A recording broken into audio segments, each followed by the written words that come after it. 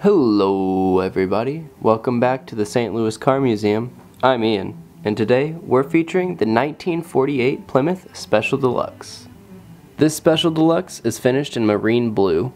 It has 99,956 miles on the odometer and a 218 cubic inch inline 6 engine.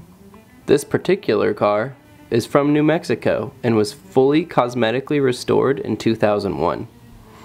After World War II, Plymouth entered the post-war market with two model series lineups consisting of 6 different body styles.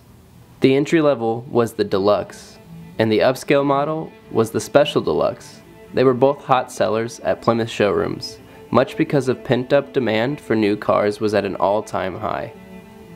With no new cars being built during the wartime efforts, many Americans were stuck driving their aging vehicles from the late 30s. Sales from all manufacturers soared, with nearly 7.5 million new cars finding garages through 1948. Since many Americans had just returned from war, only subtle changes were made to the Plymouth design from the pre-war examples.